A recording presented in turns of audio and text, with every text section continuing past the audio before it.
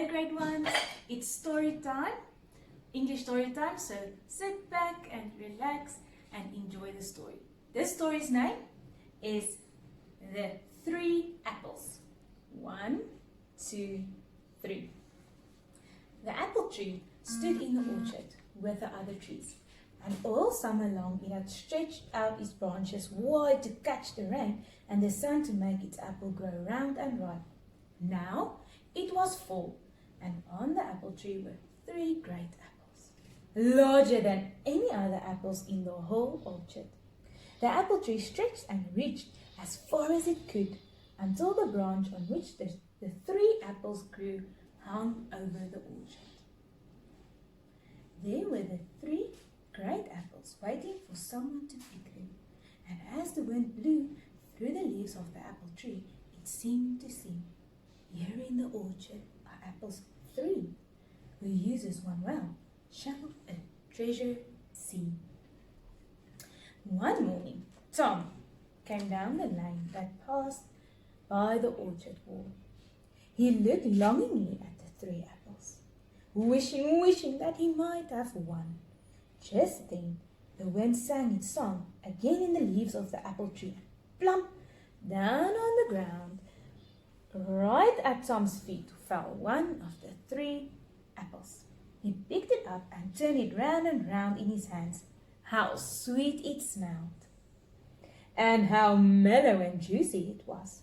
Tom could think of nothing so good to do with such a beautiful ripe apple as to eat it. He put it to his mouth and took a great bite of it, then another bite and another. Soon there was nothing left of the apple but the core, which Tom threw away. He smacked his lips and went on his way, but the wind in the apple tree sang sorrowfully after him. "Here in the orchard are apples 2. 1, 2. But gone is the treasure that fell for you." After a while, Hilda came down the lane that passed by the orchard wall. She looked up at the 2 beautiful apples that hung on the branch of the old apple tree, and she listened to the wind as it sang in the branches to her. "Here in the orchards are apple 2, a treasure that they hold for a child like you." Then the wind blew harder, and plump! An apple fell in the lane right in front of Hilda. She picked it up joyfully. She had never seen so large an apple. She held it carefully in her clasped hands and thought that what a pity it would be to eat it, because then it would be gone. "I will keep this apple always," Hilda said, and she wrapped it up in the clean handkerchief that was in her pocket. Then Hilda went home, and there she laid away in a drawer the apple that the old apple tree had given her, closing the drawer tightly. The apple lay inside in the dark and all wrapped up for many days, until it spoiled. And when Hilda next went down the lane and past the orchard, the wind in the apple tree sang to her, "Only 1 apple, where once were 2. Gone is the treasure I gave to you." Last of all, Rudolph went down the lane one fine fall morning, when the sun was shining warm and the wind was out. There, hanging over the orchard wall, he saw just 1 great apple that seemed to him the most beautiful apple that he had ever seen.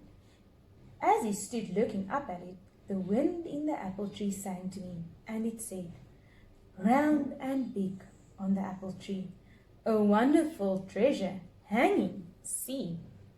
And then the wind blew harder, and down fell the last apple of the 3 into Rudolph's waiting hands. He held it a long time and looked at it as Tom and Hilda had, thinking of how good it would be to eat and how pretty it would be to look at if he were to save it. Then he decided not to do either of these things. He took his jackknife out of his pocket and cut the apple in half.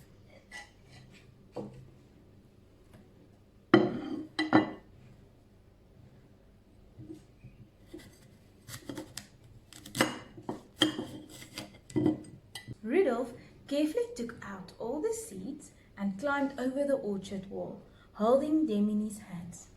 The earth in the orchard was still soft, for the frost had not yet come. Rudolph made holes in the earth, and in each hole he dropped an apple seed.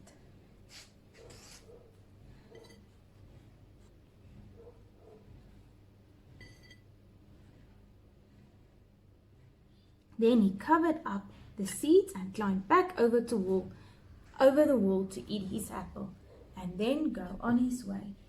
But as Rudolph walked down the lane, the orchard wind followed him, singing to him from every tree and every bush. A planted seed is a treasure won. The work of the apple is now well done.